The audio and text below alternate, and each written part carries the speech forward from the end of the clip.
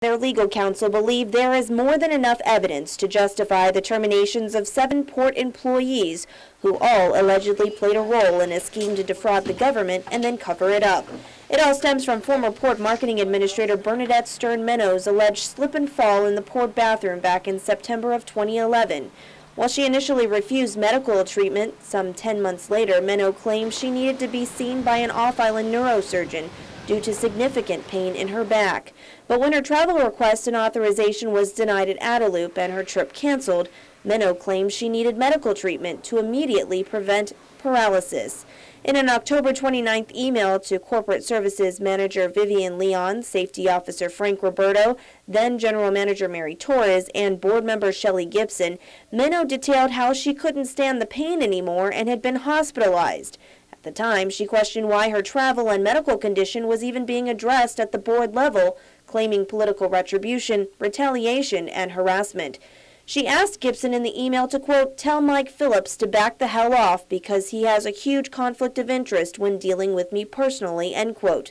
Minow went on to say that she had threatened legal action against a private school for failing to remove an abusive teacher at the school and claimed that Phillips' action on her case personally are clearly motivated by his need for revenge. During the investigation, the port offered Minow to see another doctor until the probe was completed, but they alleged that she refused. Another doctor reviewed her file and insisted that the $66,000 in surgery off-island wasn't necessary for what he had deemed a minor injury. And both the Physician and Workers' Compensation Commission said that Minow's refusal to submit to medical examinations could be grounds for denying her claim. About 2 weeks later, Minow returned to work until she was terminated. Now, the port's legal counsel has accused former Corporate Services Manager Vivian Leon of being an agent and advocate of Minow, allegedly facilitating illegal changes in per diem and her itinerary.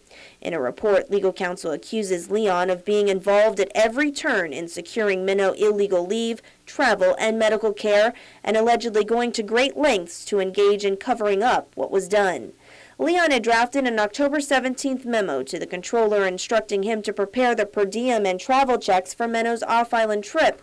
The memo specifically included the 300% increase in per diem for Minow and her escort. 2 days later, Leon and then Port GM Torres were informed by another port staffer, Miami Albonario, that the trip was illegal. But Leon allegedly told Torres that the port didn't need Workers' Compensation Commission approval to pay for the off-island travel. She refutes the allegations, blaming the actions on the safety administrator. Legal counsel also alleges that Leon took the original file from them, stating, quote, it was after she had possession of the file that fraudulent documents quickly started appearing. Leon has denied the claim and contends she facilitated the merging of the HR files with the workers' compensation files to provide to legal counsel. Additionally, Port Safety Officer Frank Roberto and then Deputy GM Anisha Terlahi alleged that it was Leon who directed that Minow get the illegal per diem and extended trip to Hawaii, and that she directed HR personnel to make those changes.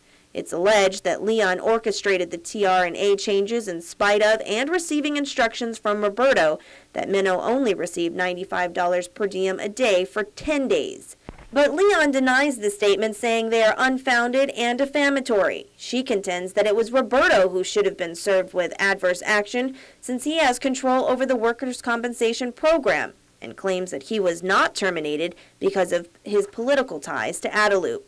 Now, it was during the review of all these documents that legal counsel noticed other documents that they believe had been tampered with. Former port planner work coordinator Leonora Leon Guerrero was recently fired for allegedly altering workers' compensation forms for Minow's alleged work injury.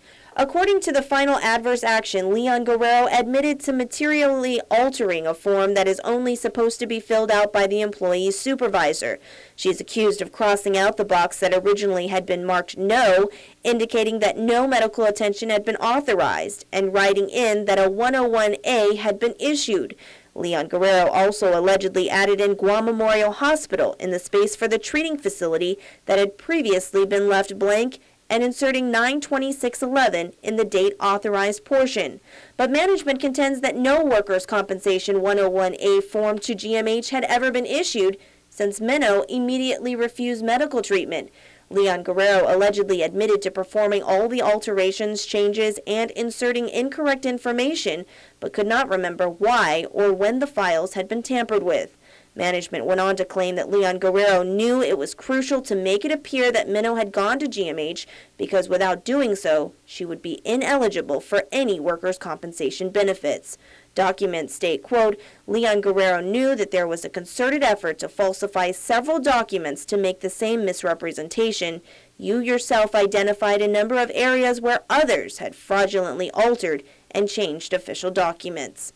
Former program coordinator Josette Havalosa was also fired for allegedly tampering with documents. She's accused of backdating a memo to Minnow's file to represent that the alleged legal leave given to Minnow was in the process of being reversed before rather than after the alleged fraud was identified. Records indicate that she initially said the misdating was a mistake, but management alleges she did so as part of a cover-up to hide the fact that she and others attempted to secure unlawful work injury leave worth thousands of dollars for Minnow, who was her direct supervisor. According to internal emails on September 21st of last year, Havalosa sent an email with Minnow's sick leave form that would have kept her from work until December. Havalosa writes that Minnow's time was entered under workman's comp, which provided her uncharged, fully paid leave due to an amendment that was included in the fiscal year 2012 Budget Act introduced by Minnow's current employer, Senator Roy Respicio. Later that day, Minnow replied asking that Rocio and Roberto change her previous sick leave to workman's comp as well. It was later discovered that between July 2011, before the alleged slip and fall, to October 2012, Minnow had taken 125 total days off with pay. The majority was annual leave, sick leave, and then workers' compensation paid leave. But in November, it was learned that the port's HR went back and sought to reverse the administrative leave that was given to Minnow because, quote, the port has not received certification for workers' compensation that Minnow's injury is job-related as mandated by the law. Additionally, they noted that once the admin leave was reversed, Minnow would actually owe the port 68 hours of leave. Havalosa allegedly eventually admitted to backdating the file when presented with detailed evidence when served with adverse action. Management contends that the backdated memo was just one of many documents backdated or falsified to cover up a larger scheme to defraud the government of nearly $100,000 in total benefits. Francine Rocio is accused of having her subordinate, Francis Areola, backdate a memo to file to say that the safety officer had told Areola to extend Minnow's trip to Hawaii. The information was contained in a sworn affidavit from port worker Carmelita Netadog, who claims she overheard the two having a conversation in November of last year. Now, all of these documents are currently in the hands of federal and local law enforcement relative to ongoing investigations. Reporting for Guam's News Network, I'm Mindy Egan.